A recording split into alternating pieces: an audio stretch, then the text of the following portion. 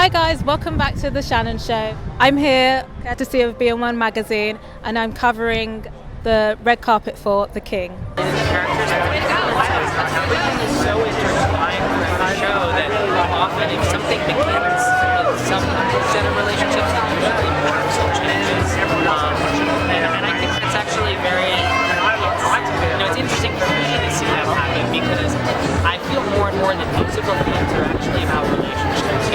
It's not that you see something and you hear it, it's more that you see this dynamic and you so sometimes things that apply to two characters, maybe that show is flying. It sounds like an album. Around on Timmy's head. We wanted to do something different with Full Stop. As I said before, down the line, there's so many wonderful word versions of Henry V. And we can always go back and rewatch them, and it's always going to be play remounted over and over again on stage. And I've done it myself. This was a chance for us to do something different, and in particular looking at real history, the discovery that Falstaff, by some historical accounts, was based on a different kind of man, a man called Sir John Oldcastle, who had been a general, who had led an army for Henry IV and for Richard II. So he wasn't a big intellectual super old man. And here's the thing, we've got an age-appropriate King of England for Henry, who was super young when he became king. And sadly, at the age of 45, how are you doing? I would have been considered an old man in that period.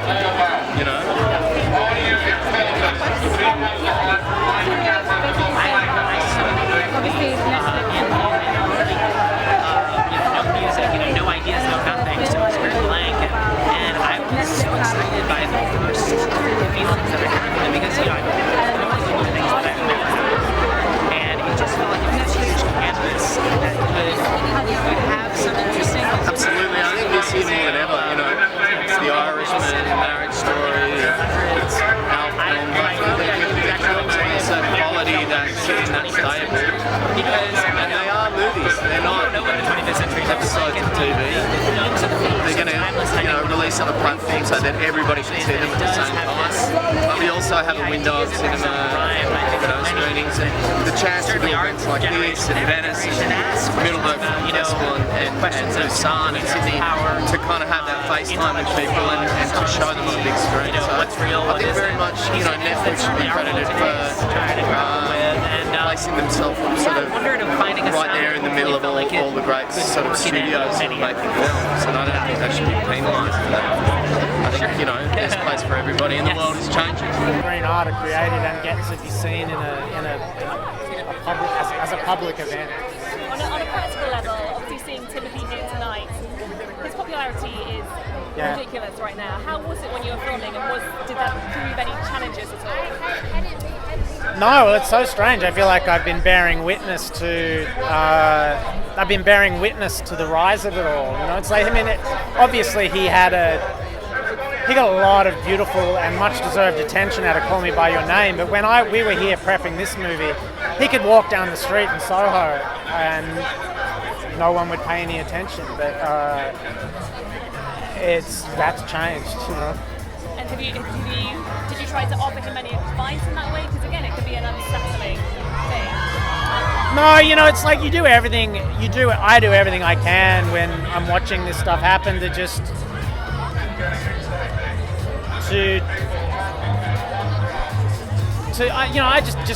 to be good with him, be kind and compassionate. As a director, I have to earn an actor's trust, and I want to make sure that he comes away from the experience with me feeling like he's still got his head screwed on right, you can't control this stuff. I really like Timmy. I like him as a human being. I think he's a wonderful young man who leans into this stuff. He does it with a great sense, not just of humility, but of humor and joy. It's not a kind of false modesty that he's putting on. He actually just loves the madness of it all. There's a lot of things that you really have to get right when it comes to historical drama, historical piece, and the action scenes are so difficult as well. What was the most difficult part to kind of nail and get right with this film? Well, the most traumatic was shooting the Battle of Agincourt. it was horrible. I kind of knew that it would be, but I knew it would be a couple of weeks of just mud and heat and just getting the tiny pieces that you need, and yeah, I was so glad when it was over. It wasn't fun. Any injuries? Probably, but I blocked them out. I don't think the second we finished shooting that battle, I walked away from that location going, I don't ever want to do anything like that again. They're all great. They're all great. I wouldn't say any one of them is great than the other, because they're like, he's just on these incredibly different areas. The choreographed swordsmanship, Yeah. stuff like that. I thought that was really interesting because it just kind of reminded me like probably didn't portray to be like excellent. I had a love-hate Probably just, relationship with it. There was a day where I thought I was going to like actually So I just wanted to know I why couldn't you get up decided at to do one like point. I that. was sitting on there and I was like, Well, yeah, I was in trouble. it's interesting. You know, these guys probably would have been quite trained. I mean, it was like when you were a young man, especially a young man of nobility back then. It was you aspired to fight, and you probably trained. But no matter how much training you've done, as soon as the fight starts, it turns into chaos. You know, and it was really important to me that, you know, in all that armor, all that mess, that, you know, more than anything, I just wanted it to be about, you know, the people heaving for breath and just fighting to stay alive. You know, I didn't want it to be about fancy sword play. Yeah. I just wanted to know, does that affect the way that you direct rather than if you were to take projects on like you did? Responsibility, I feel, is the times that I've stepped The writing part, my life would be a lot easier if I could direct other people's scripts, and I still one day hope that I can find a way of doing that because it would make my life easier. But thus far, I have found that the writing and the directing are all part of the same process. When I'm writing, I've started directing, and when I'm directing, I'm still writing. I'm still working the shape of the thing out, and then that leads into post-production, obviously. And I like feeling like I know the whole thing. You know, I know its DNA intimately. And, there's something that always feels to me when I'm directing someone else's script. I've done it a couple of times with TV. It always feels like I'm making something that's already been half made by somebody else. Yeah.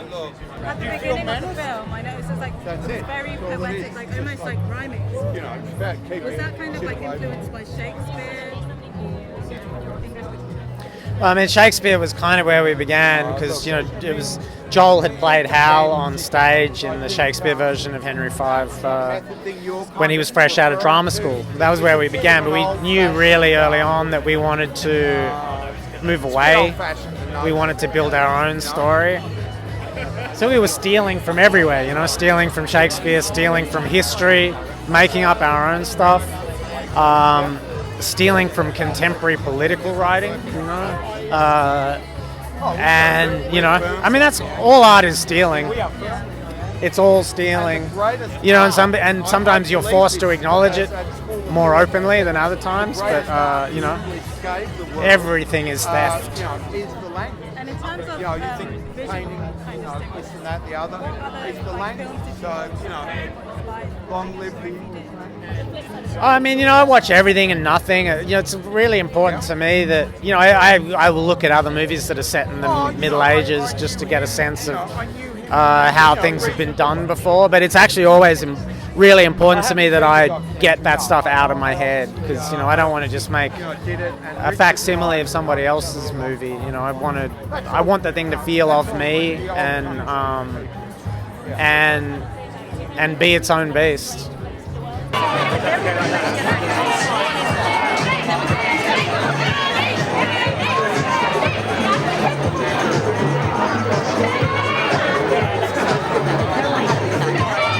And you headbutted Tom with those crazy helmets on. How much of the stunt work did you do yourself?